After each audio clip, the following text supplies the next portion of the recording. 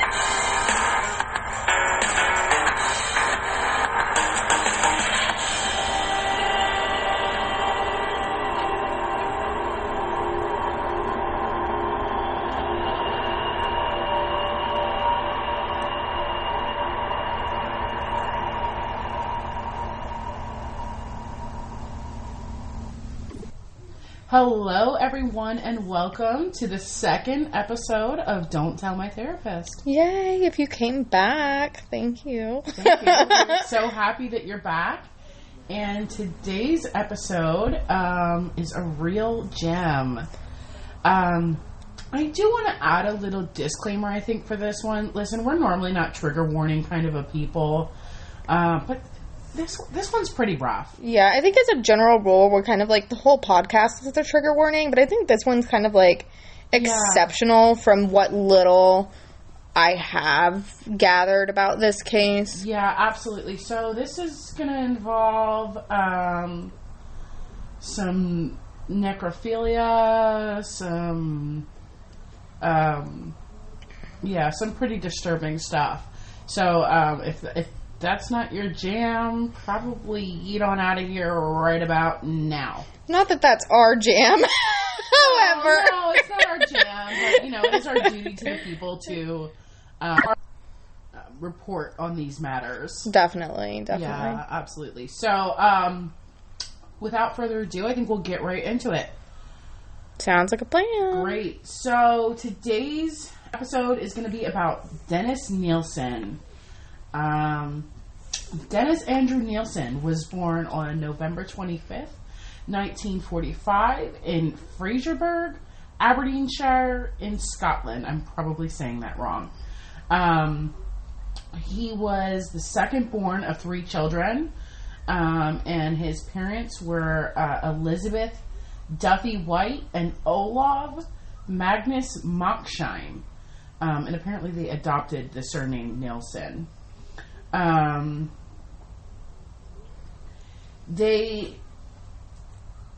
Olav Sr. was a Norwegian soldier, and he traveled to Scotland in 1940 as part of the Free Norwegian Forces, apparently following the German occupation of Norway. Him and Elizabeth married in 1942, and they moved into her parents' home. In regards to Dennis's childhood, Olav was said to be pretty absent. It was said that he rarely made time for his wife and his children, and he would rarely just come to visit them at his in-laws' home. Right. But other than that, he wasn't around very often. And they did eventually divorce in 1948, following the birth of their third child. And then Elizabeth would eventually remarry and have 4 more children, but that kind of... Oh, wow. So 7 altogether? Yeah, a lot. Okay. There's a lot of breeding going on. A lot of babes. Yeah, for sure. Hate that. So, where were we? So, Nilsen, as a child, he was described as quiet, but, adventurous. And, he didn't get a lot of love from his parents. Mm-hmm. His father was absent a lot, And some sources that I found said that his mom was very loving with the other kids, but not so much with him. Oh, yeah, so he's kind of like the black sheep a little bit. Yeah, he was kind of like the black sheep baby. I believe she was mentioned that she felt like, there was just something about him. I didn't like him. So, he was very close with his grandfather, though. And they went on all sorts of adventures together, you know, particularly to, like, the beach and stuff. I believe his grandfather was a sailor. But unfortunately, his grandfather passed away in 1951 at the age of 62. And it's said that following his grandfather's passing, Dennis kind of started to go downhill a little bit, like, you know, upstairs in the coconut. Yeah. Yeah, it was just more quiet, more withdrawn. It was really traumatic for him. Yeah, especially if that's, like, his proxy parent. I can see absolutely that being a catalyst for, like, a downward spiral. Yeah. So, right at the onset of puberty is when Nilsen discovered that he was gay.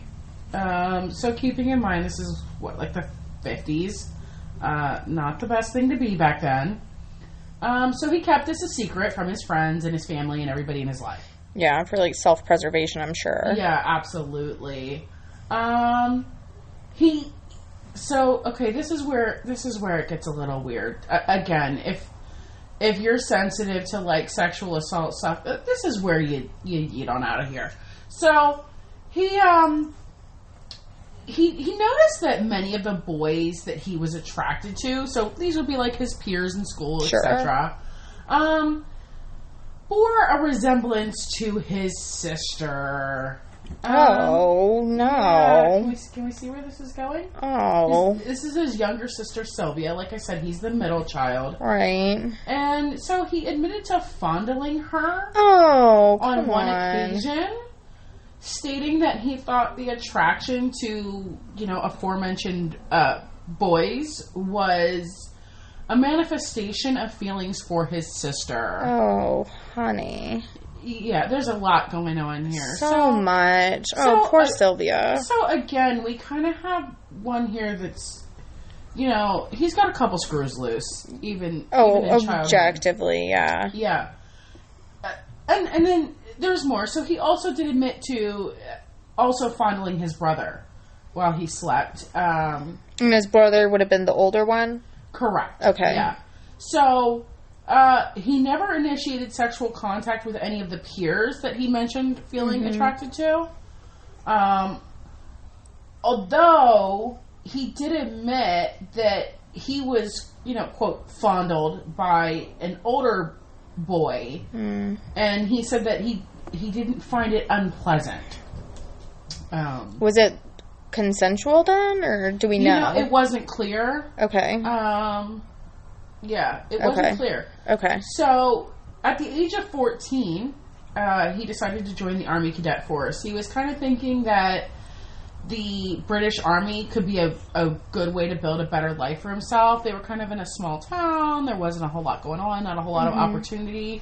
So he kind of had that foresight at the age of 14 where he was kind of like, you know, there's not much going on here. Also, it said that, you know, in his small town, even for the time, they were extremely closed-minded. So he kind of had the foresight to say, bro, I'm gay. Like, I'm not going to survive here. So at this time, at the age of 14, was that something like you could just up and enroll then? Or is this just like he knows he wants to do this, but he can't yet? So he joined like a cadet force, which like, I don't know a whole lot about this. Somebody out there correct me if I'm wrong. Usually like cadet forces are like kind of a youth prerequisite, maybe? Okay. Oh, there was something like that at my school. I can't think of the name for it right now. Yeah. Oh, ROTC.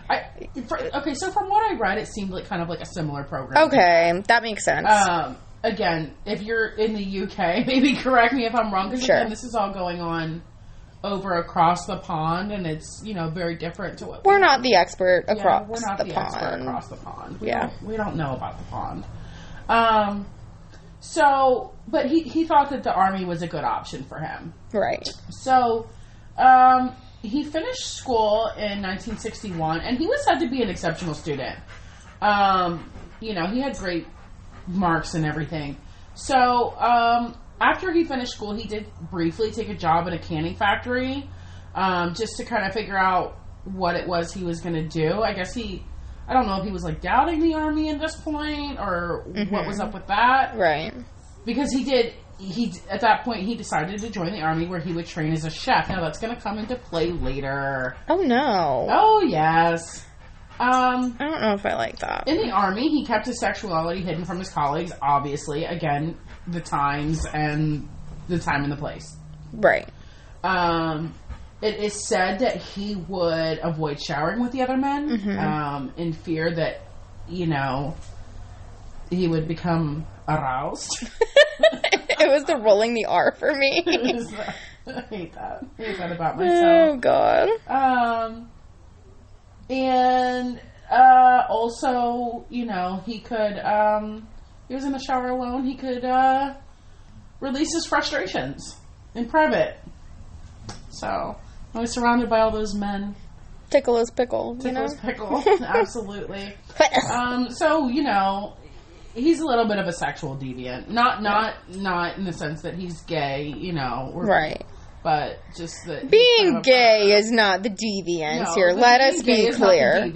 It's the everything else. We're all objectively gayer than Christmas around here. It's the everything else. Yeah. Yeah. So, okay. Where were we? Okay, so in the Army, he started drinking heavily. And one morning, particularly after a long night of drinking, he woke up on the floor of a young German man. And they said that nothing happened, but he said, that kind of awoke his sexual fantasies. I'm sorry, did you say that he woke up on the floor of a young German man? Yeah, on the floor. Why was he on the floor? We're not sure. That's just where he was. Got it. Okay. Nothing happened, but, he said that kind of, stirred the pot a little bit for him. Just, glad to be on the floor. That does something for me. I think maybe something happened. So, maybe something happened, but not all the things happened. Okay. Maybe that's what it was. So that's the implication here. I think that's the implication. Okay. It wasn't clear, but, maybe it was just being on the floor. I don't know. The floor just did something for him. Hey, the floor is going to come into play later on in this story, so all that thought. Is it really? Oh, the floor is coming into play. Oh, my God. Guys, when I say this is a doozy, I am not exaggerating. Lordy. I will tell you, I am not a drama llama about this kind of stuff. I'm not easily, what's the word? You're not easily, shook. Yeah, disturbed, or put off or whatever. Yeah, no, this one was tough. When I was writing this outline, I had to, write, maybe a paragraph at a time and take a break. It was rough. Yeah. But I wanted to cover this story just because, well, number one, like I said, LJ was saying she never heard.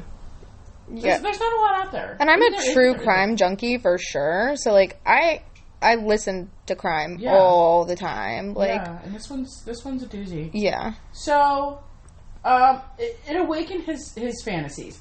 So, let me tell you about his fantasies now. And this kind of, comes back into play with him fondling his brother in his sleep. So, his fantasies involved a young, slender boy. Not to be confused with Slender Man. I'm sorry. Not to be confused with Slender Man. So, being completely passive. Okay, and this eventually evolved into the boy being unconscious or dead. So he really do be escalating. he really do be escalating. So you see where we're going with this. Okay, so let's see. He did have his first sexual encounter with a woman in 1969, a prostitute. I think because just at the time that was kind of what you did. You just kind of hookered the gay away, maybe. Ripped the old Band-Aid off. Yeah. Tried to see if you could. Let me just see if this does anything for me. It didn't. He later remarked that the experience was, quote, overrated and depressing. Boy, same. That's how I would describe the experience of life in general. Overrated and depressing. And that's how we feel, too. Yeah. So don't flatter yourselves. Okay, so Dennis ended his military career in 1972, and he went home and lived with his family for a period of time because, Just got out of the military. Sure. Where the fuck is he gonna go? Right. So, it was there, at this time, at home with his family, that his older brother outed him. Apparently, the family was having a heated discussion surrounding gay rights. You know, I'd imagine around this time, this stuff is starting to become prevalent. This is in the 70s.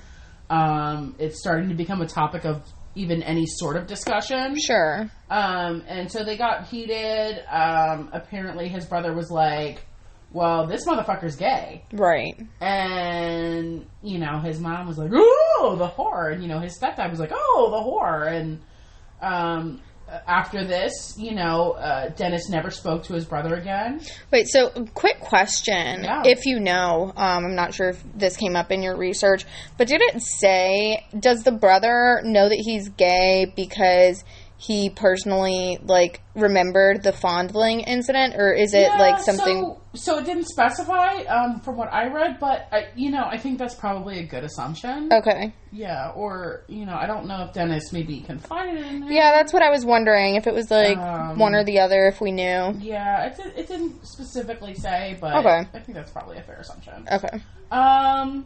Let's see. So after this, he never spoke to his brother again. Mm-hmm. And it said that he only spoke to his mother sporadically. I believe only through letters, if I'm not mistaken. Okay. So he decided to move to London and become a police officer. He finished his training in April 1973. And around the same time, he began to live his best gay life. He was... frequenting the gay pubs and engaging in casual sex with men. He quickly decided that the police force wasn't for him. I believe he was quoted as saying something to the effect of, like, his personal life and his job didn't really align. Okay. And I could see where it would kind of be scandalous for a police officer to be gay around that time period. So especially, would have been a prosecutable offense or no at this time? Again, in the UK, I'm not sure. Okay. Anybody that's familiar with, like, sure, the oddly niche category of European LGBT history. Right. Feel free to chime in. Right. But, let's see. So, he actually ended up just resigning the same year that he started in 1973. Okay. And in 1975, Dennis met David Gallichan. And they actually resolved to move in together the day after they met. Oh, so it's like a U-Haul situation. Oh, they were U-Hauling pretty freaking hard. Right. So, what they decided to do... and I believe this was actually briefly after Nilsen's biological father had passed, and he had left him a little bit of money, not like a whole lot, but a little chunk. And so Nilsen was like, okay, we need like a bigger place. Okay. So enter the flat at 195 Melrose Avenue. Okay, that's going to become important later on in the story. Okay. So, Nilsen got to work finding this place pretty quickly, and as part of the deal, he negotiated with the landlord that he would have exclusive use of the rear garden in the back of the building, which I believe is a yard for us American people. But, again, will become important later on in the story. So... they moved in together, everything's going great, and the relationship went well for like a little under a year. But it's said after maybe about a year or so-ish, there's conflicting reports, but they began sleeping in separate bedrooms and each bringing home different sexual partners. So definitely like trouble in paradise. Yeah, they're like roommates at this point. Okay. That maybe, boink occasionally because for funsies.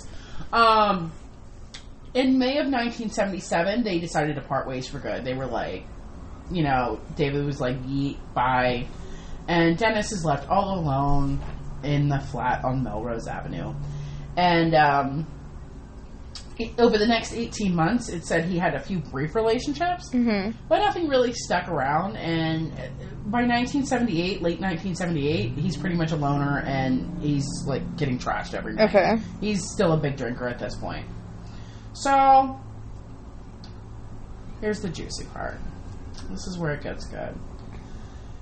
Probably means where it gets bad, Well, for the record. Bad. I mean, it depends on how you look at it. Yeah. You know, we're all here for the tea. Let's be real, that's true. Respectfully. So Nilsen killed his first victim on December 30th, 1978. After a night of drinking alone at home, he decided, you know what, I'm going to get out of the crib and I'm going to go meet some fine young things. Right. Okay. He's like, I need some company. Do we know, did he have intent to kill, or? I don't think he did. Okay. No. Okay. He was just like, but I think, you know, he always had that, like, kind of fantasy that he repressed about, you know, like necrophilia. Yeah, okay. pretty much.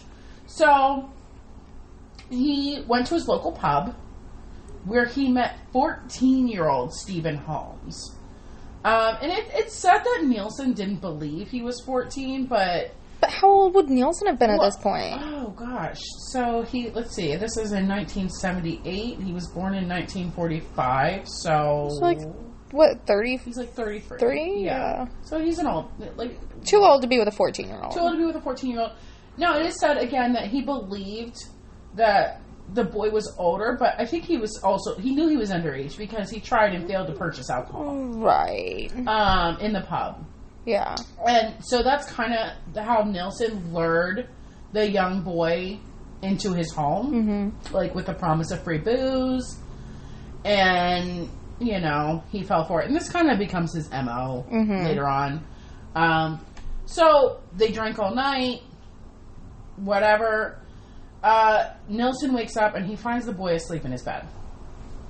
And actually later on in his written confessions, Nilsen said, I was afraid to wake him in case he left me. And that's a quote. So, Nilsen decided that the boy would, quote, stay with him over the new year whether he wanted to or not, end quote. Don't love that. Yeah, we don't love that. So he proceeded to strangle him with a necktie until he was unconscious. And then he proceeded to drown him in a bucket of water. Oh my gosh. Yeah. He bathed the body before laying it on his bed and, quote, caressing it. He diddled his doodad, tickled his pickle. Yeah. Twice over the body. Oh. Before waiting for the onset of rigor mortis to allow him to more easily stow the body beneath his floorboards. Oh. Where I hate to even ask this, but I'm going to. Because I know I can't be the only person who doesn't know this. Why is rigor mortis to his benefit? Well, I mean, it would be stiff, you know? Yeah, I do know. So I feel like a stiff body over, like, a slumpy body would probably be easier to, like, okay, I can carry to the floorboard. See that? Oh, that made me nauseous. Yeah, that's okay. a disturbing image. Sorry. Like I said, guys, this one's a doozy. If you're still here, honestly, maybe get some help. I don't even want to be here anymore. Yeah, none of us want to be here. But you know what? I kind of went down this rabbit hole. And now we're all stuck now here. We're here. So. Now we're here. So I have to tell you, if I have to read this story, you guys have to hear it. So this particular body would remain for 8 months. Yeah. Before it was burned in the backyard on August 11th, 1979. So, and that, again, several bodies were disposed of this way. On October 11th, 1979, Nilsen met an exchange student from Hong Kong named Andrew Ho and lured him into his flat with the promise of sex.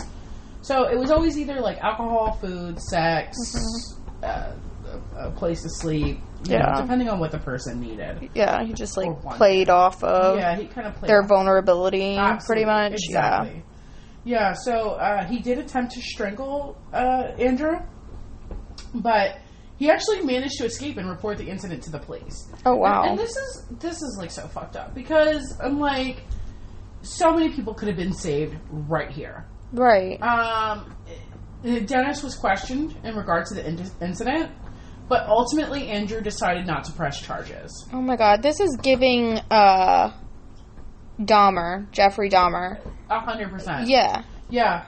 And it's not said why he decided not to press charges. I think we can all make assumptions, you know, again, the taboo of being gay in those times. Sure, yeah. You know, might just not have wanted his business out there in that way. 100%. Yeah. And you know, that's this shit happens every day. Yeah. I mean, even to this day. Yeah. It still happens. There are 101 reasons why one might not want to press charges. Yeah. So, 2 months later, on December the 3rd, 1979, Nilsen met Kenneth Ockenden. Again, probably saying that wrong. A 23-year-old student from Canada, and it was said he was in England visiting relatives. So, Dennis offered to show him several London landmarks, kind of show him around, and then, once again, he lured him on into the flat on Melrose Avenue. And this time it said it was with the promise of food and liquor. Mm-hmm.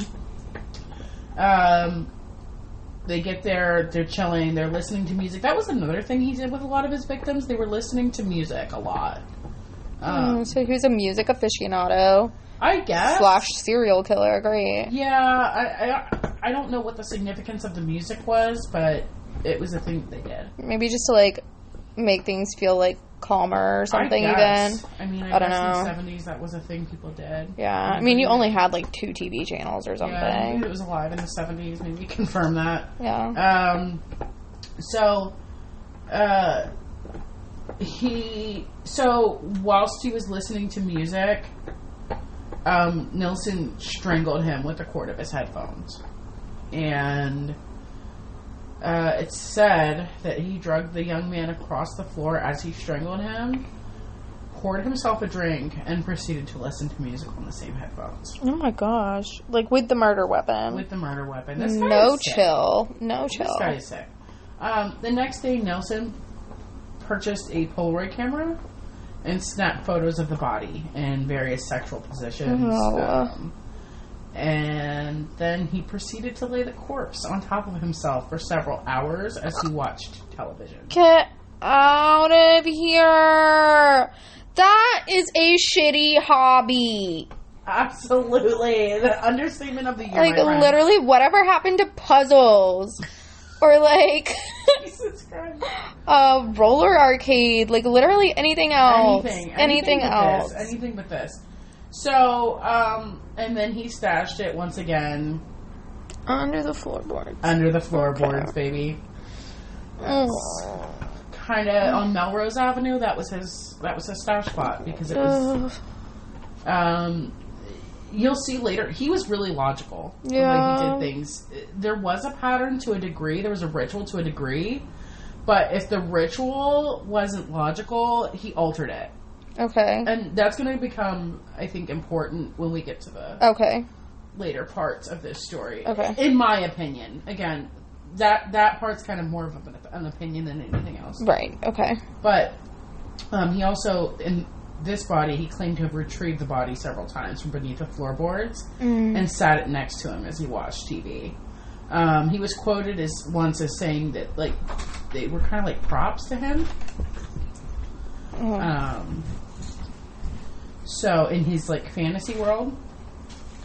So on May 17th, 1980, Nilsen encountered the boy that was to become his third victim, 16-year-old Martin Duffy.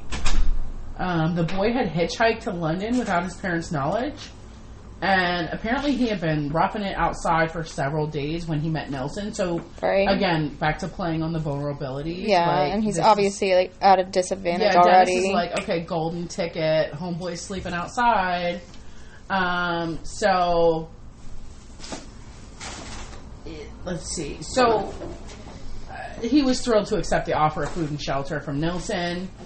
And this time, Look, this feels pretty premeditated again at this point. Yeah, at this point, this is not, like, something that just happened. Like, the first time... Like, oops, I did a murder. Like, yeah, no, he's definitely, like, planning at this point. Objectively. Yeah. So, he waited until Martin fell asleep. He proceeded to strangle and then drown him in the kitchen sink. He proceeded with his ritual of bathing the body, and then at this time he placed it in the kitchen chair. And then he relocated it to the bed, where the body was kissed, caressed, and pickle-diddled before he... this one he stuck it in the cupboard for 2 days. For easy access, or just no more room under the floorboards?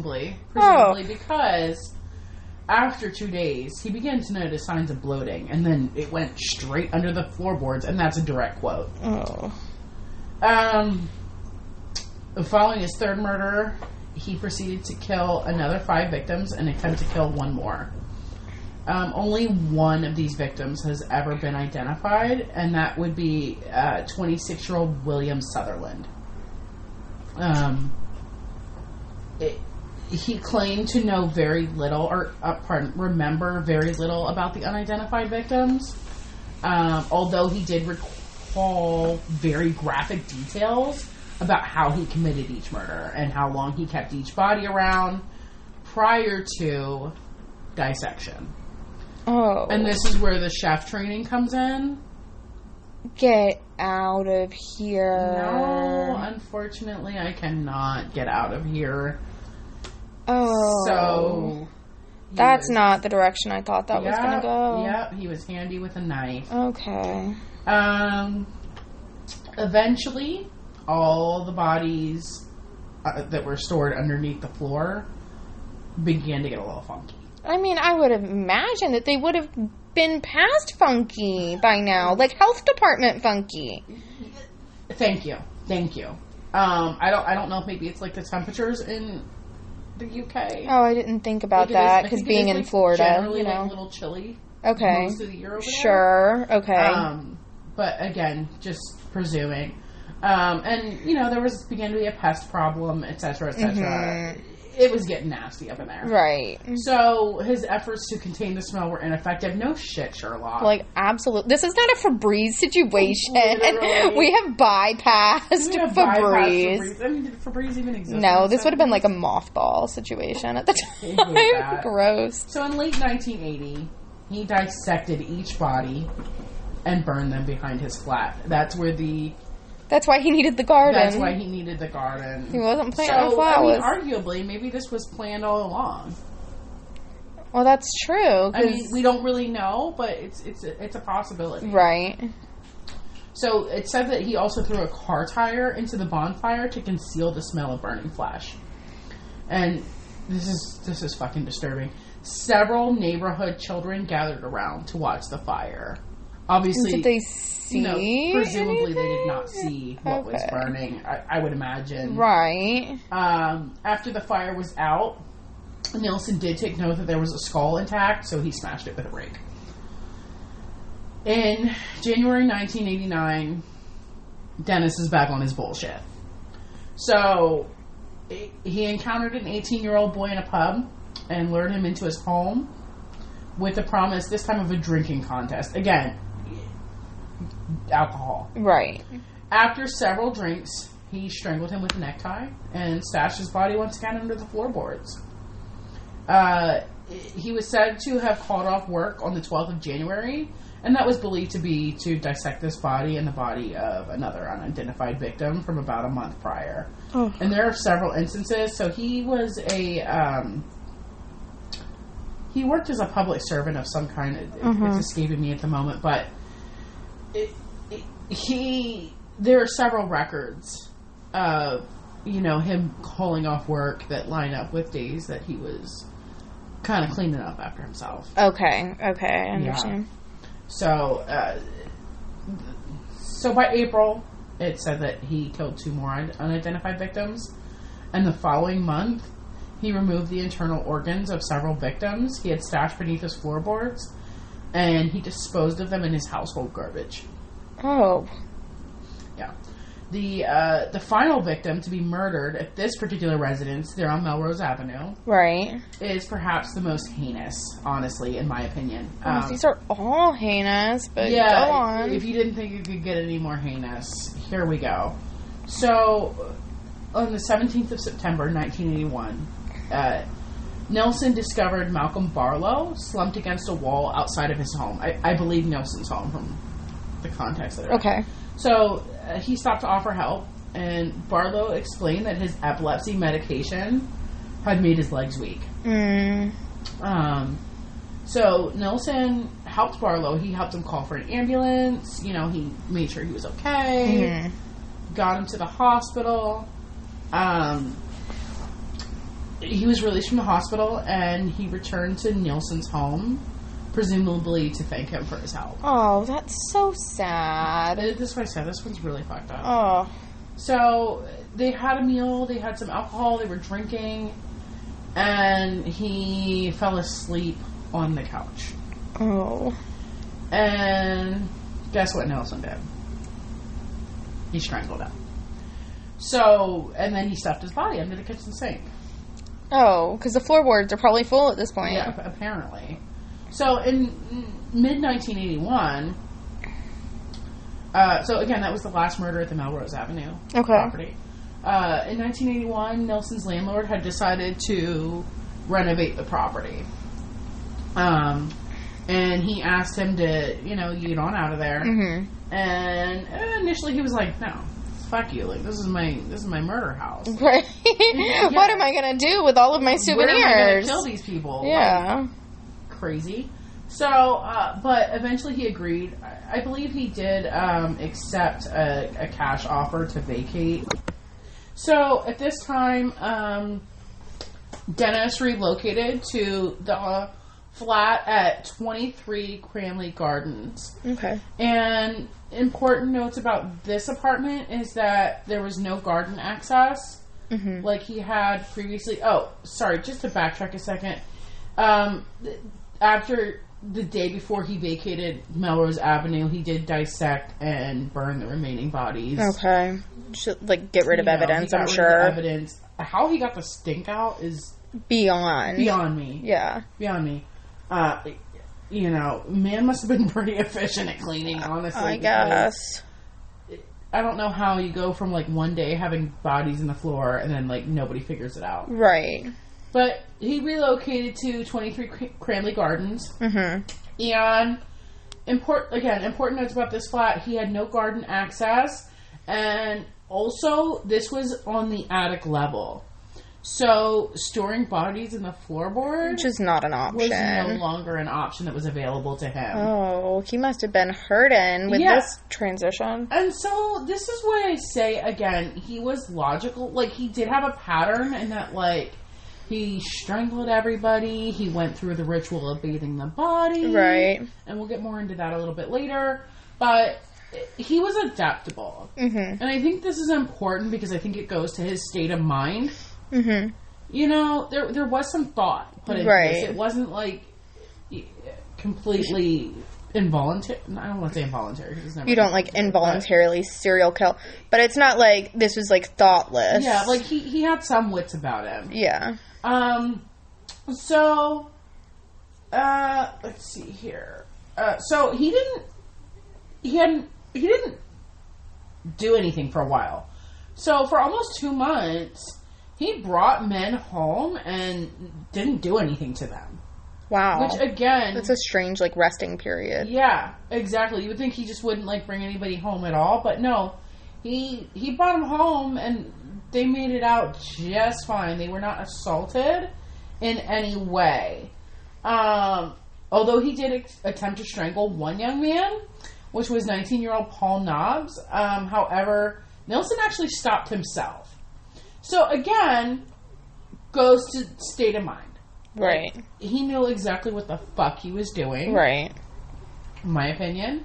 In March of 1982, Nilsen's back on his bullshit again. He met 23-year-old John Howlett in a pub and lured him into his home with, again, the promise of alcohol. He fell asleep. This time, Nilsen attempted to wake him unsuccessfully. And then he claimed that he stared at him for several moments and then decided to kill him. As one does. As one fucking does. Like, if you don't wake up, the alternative is I'm just going to make sure you never wake up again. Like, absolutely. Like, what the God. fuck? Jesus Christ. Guys, this guy is a real piece of work, honestly. In this particular incident, he actually attempted to fight back. He attempted to strangle Nilsen. And Nilsen was like, for a minute there, he's like, I didn't know if I was going to make it be victorious in this fight, because apparently he was fighting pretty hard. But he successfully strangled him unconscious. Over the next 10 minutes, Nilsen attempted to strangle him 3 more times. After he kept noticing that he resumed breathing several times. Okay. Yeah. So he eventually was like, nah, I'm just going to drown him in the tub. As one does. Apparently, if you're Dennis Nilsen. So, in May of 1982, Nilsen encountered Carl Stoddard, who was a gay man, and Nilsen found that apparently he was severely depressed. After he had a failed relationship, he was going through it. And, again, lured him right on home. And he assured Stoddard that he didn't have any intentions of having sex. He just wanted some company. And, again, they drank. He fell asleep on a sleeping bag. And he awoke to find Nilsen strangling him and whispering, "Stay still." Oh my gosh. That would be terrifying. Yeah, no, it was. And Carl later would testify at Nilsen's trial, so he did make it out. Oh, wow. Good for Carl. Yeah, go fucking Carl, right? So he testified at Nilsen's trial that he had been caught at,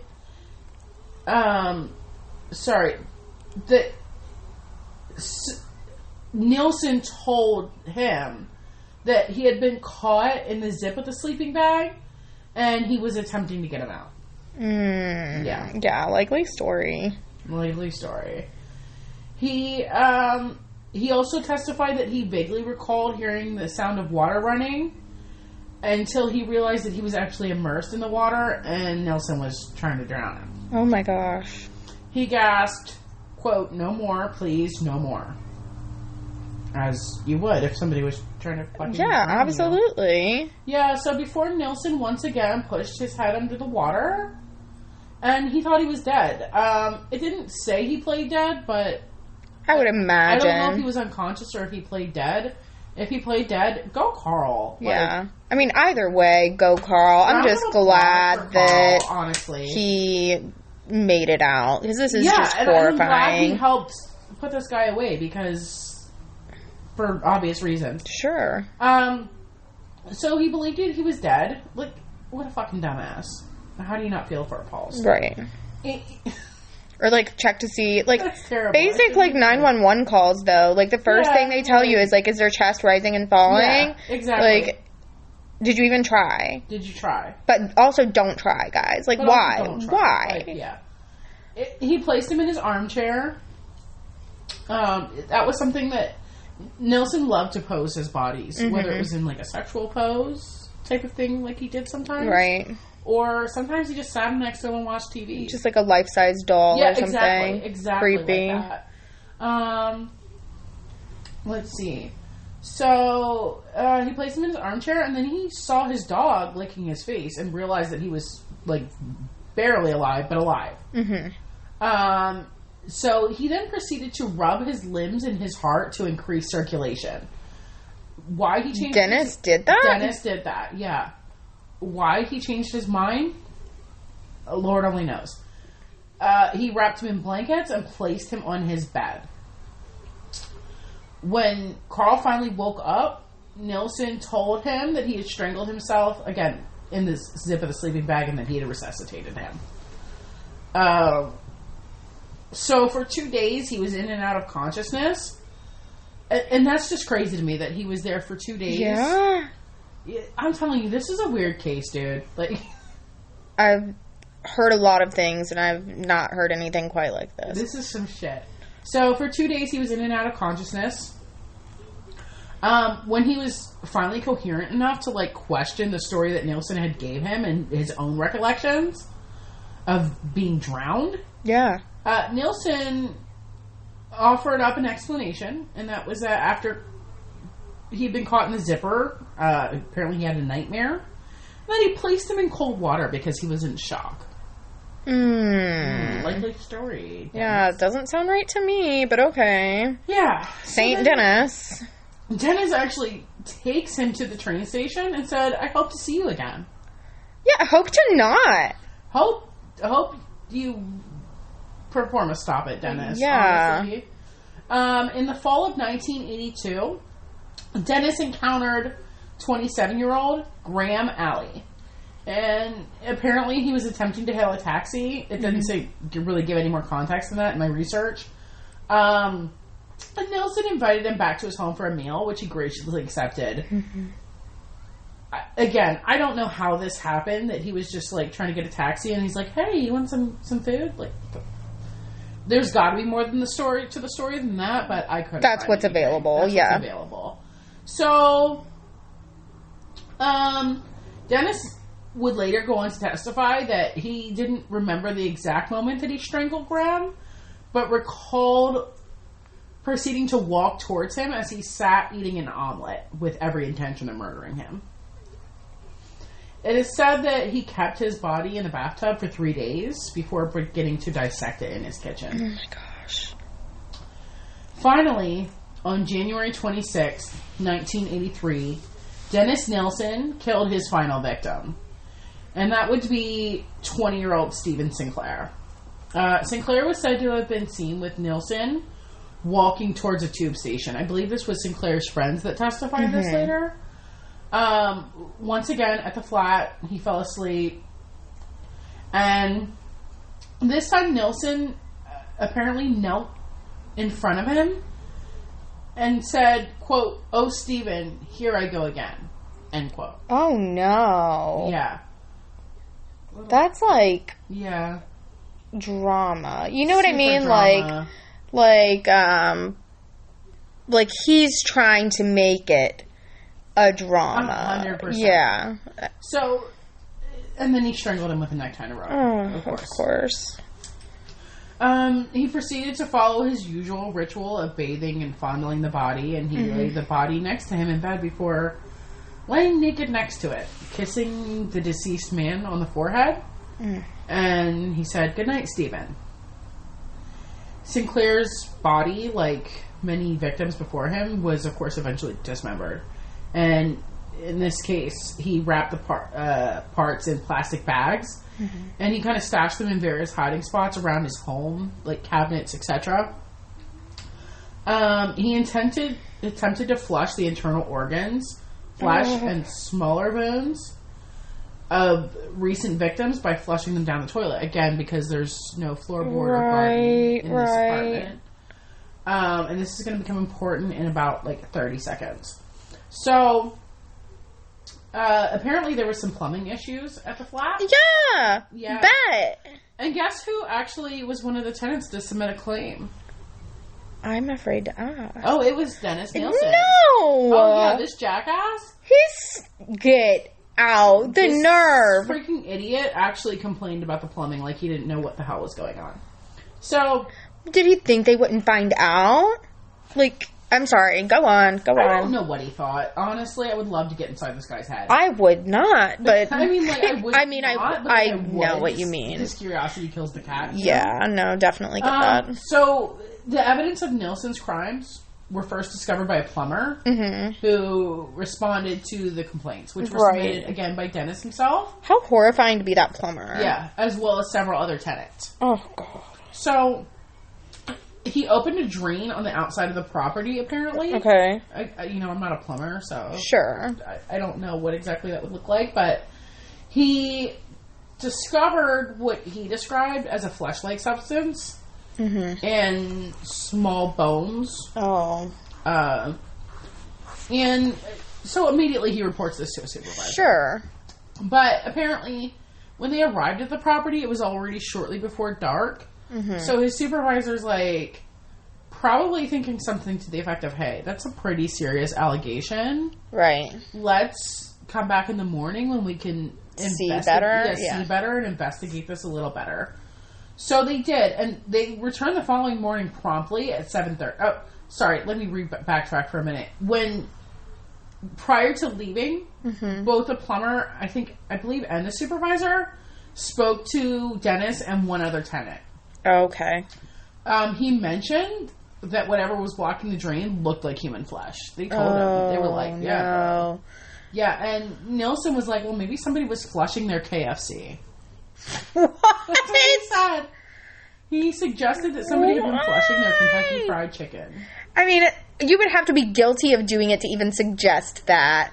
That's like the only way you even come up with that. Honestly. It's like, well, maybe somebody was... Honestly. Why even... Maybe somebody was flushing chicken. No. Like, first of all, who would flush perfectly good fucking chicken? I would never flush.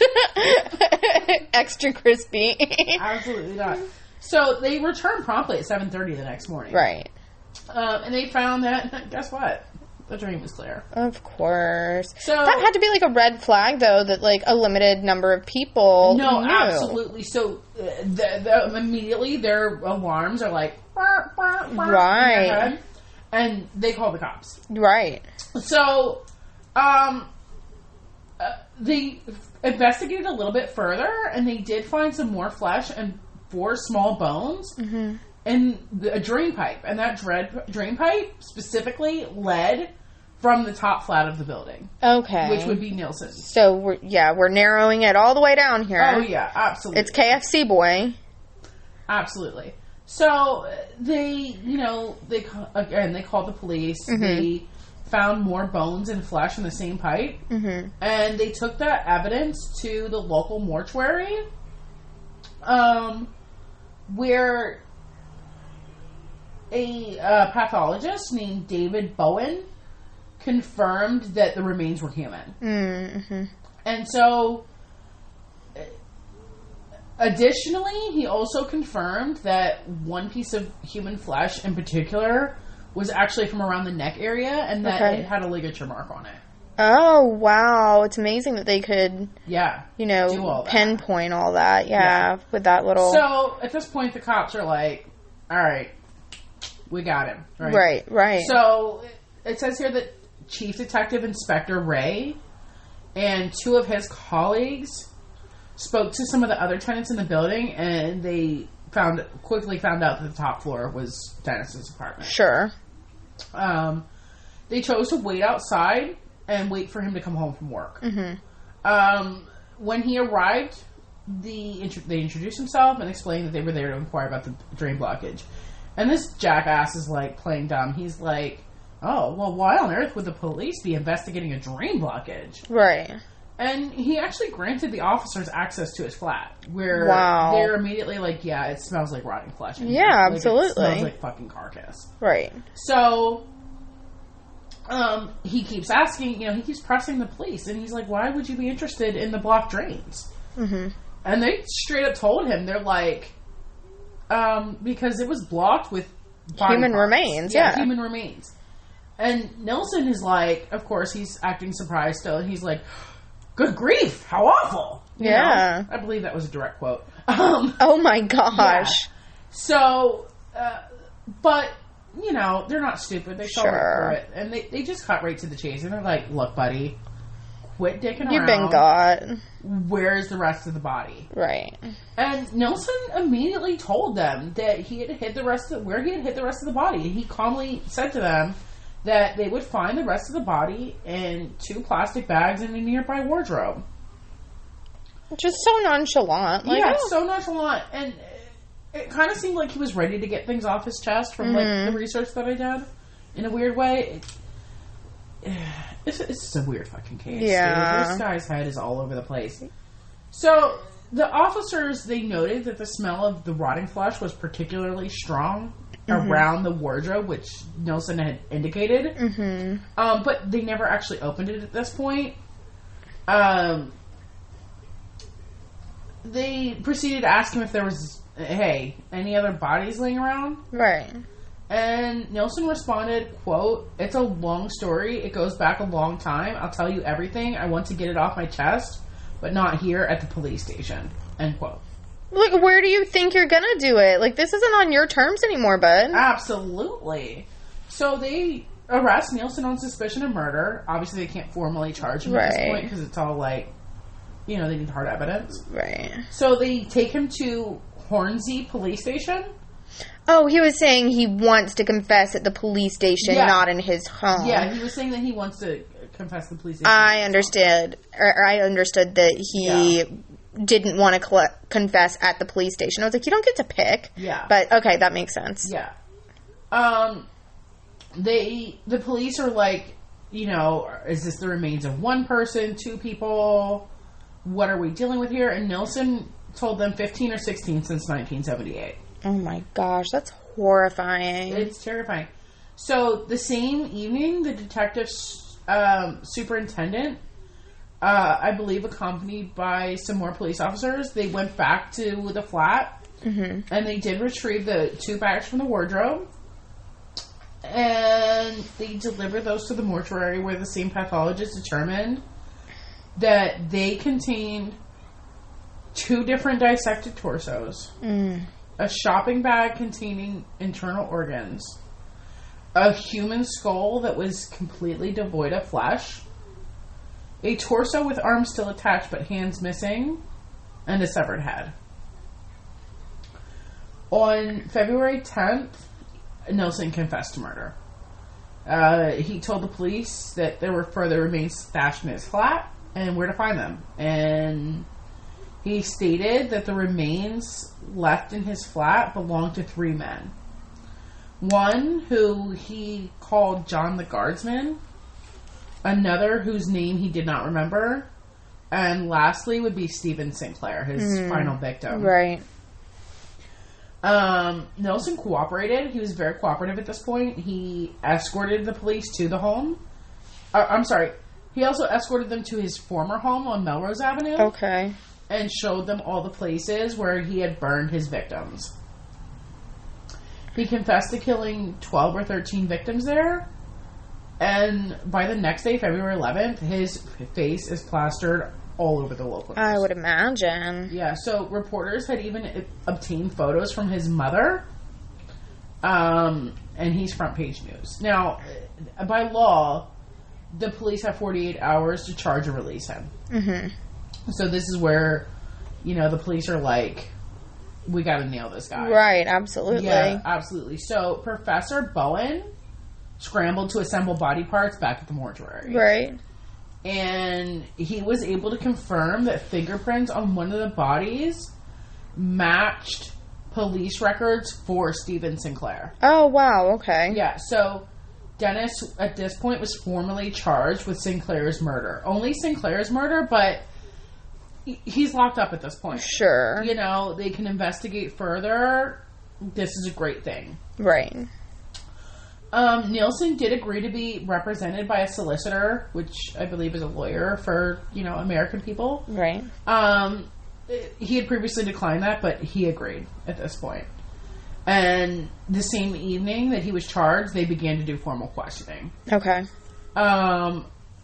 He was interviewed over the days to come. He would be interviewed a total of 16 times, adding up to a total of 30 hours. Wow. When asked why he killed, he could not provide any substantial answer. And he actually replied to the police, quote, "I was hoping you could tell me that," end quote. God. He maintained throughout questioning that the decision to kill was always made just moments in advance. Mm-hmm. And that most victims had died by strangulation.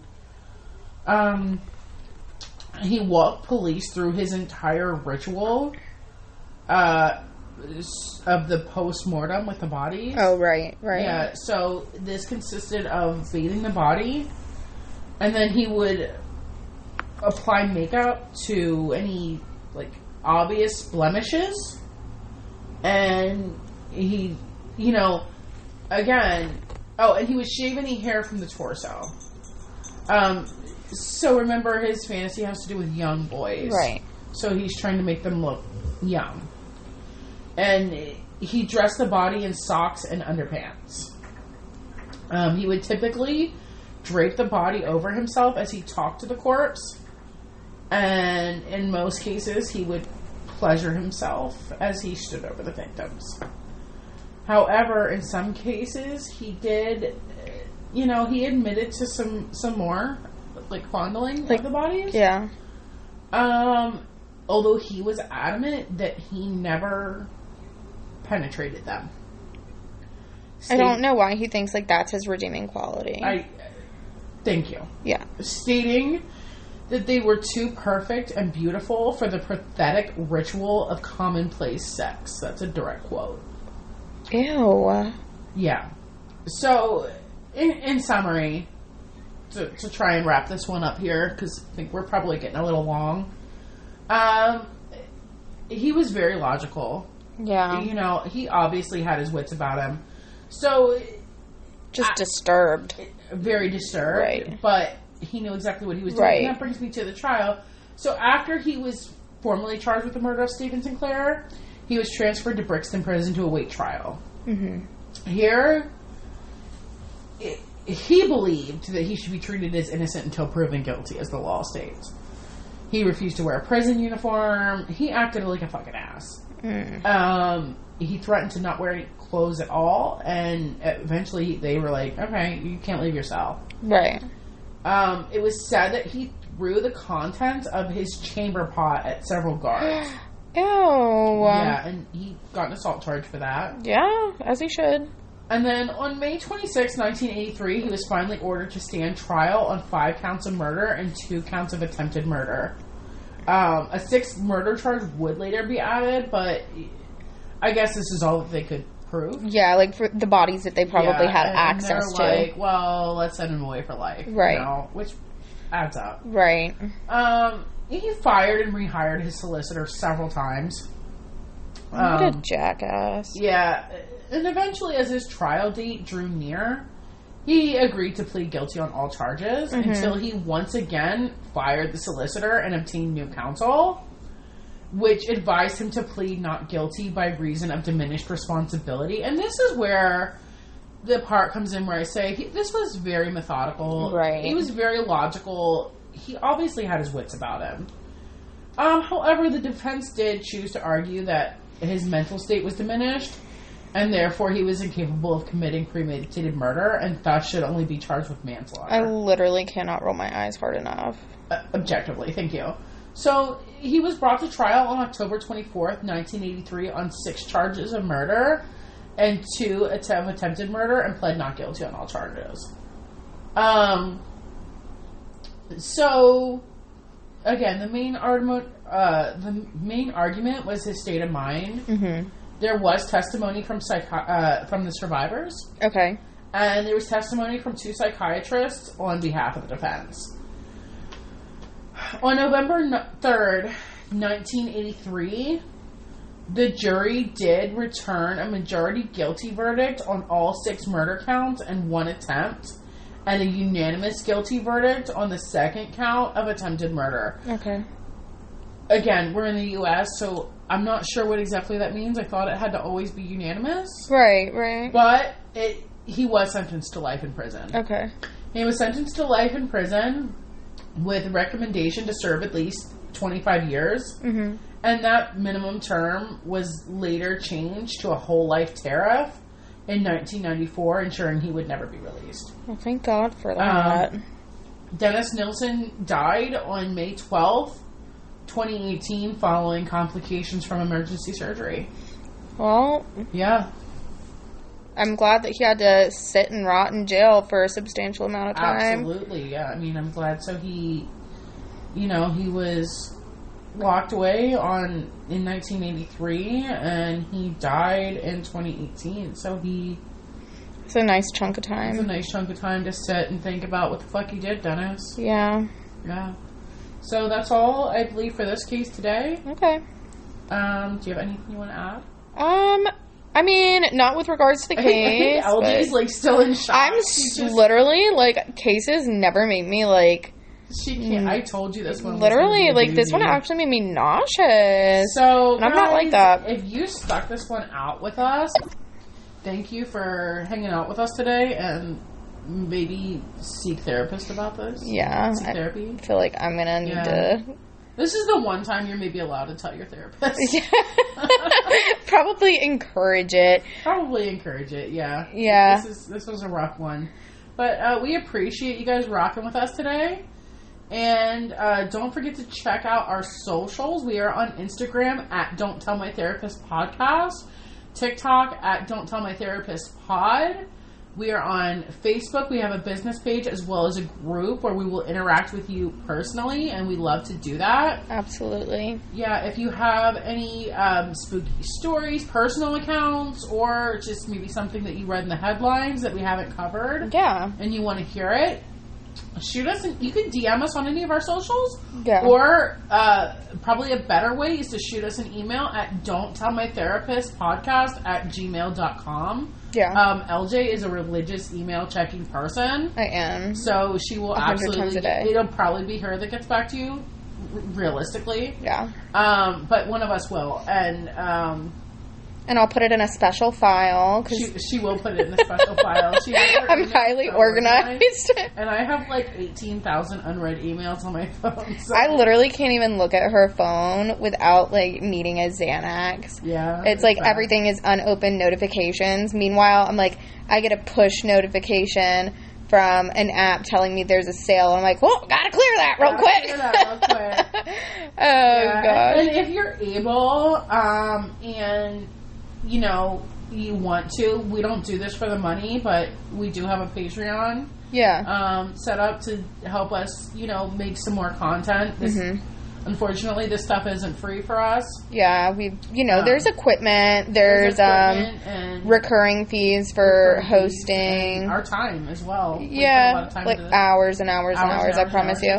But if you're able to, consider supporting our Patreon. We have some cool benefits on there for you guys. Yeah, and also we do have a bonfire as well. That's right, we do have that. We have a cute little shirt that you can wear and, you know, support our brand. And absolutely. Get the word out there about our super cool murder talk. Yeah. Over here. And, you know, if you can't support our Patreon, if that's not a problem at all, we ask, if you can, to like us on our socials, drop a comment, just engage a bit. That helps us just as much. Helps us, yeah, absolutely. Yeah, because it'll make a difference. Like, we don't want to be reliant on our followers. We hope to grow enough to get sponsorships and affiliations that will help us make this something that can be, you know, more of like a full-time thing even. Yeah. So even just dropping a like, dropping a comment, you guys don't know how much that helps. Yeah, for sure. So absolutely consider doing that. And we really look forward to seeing you guys back for the next episode. Yeah, if this one didn't scare you off, come join us next time. Stay spooky, bitches. Toodaloo.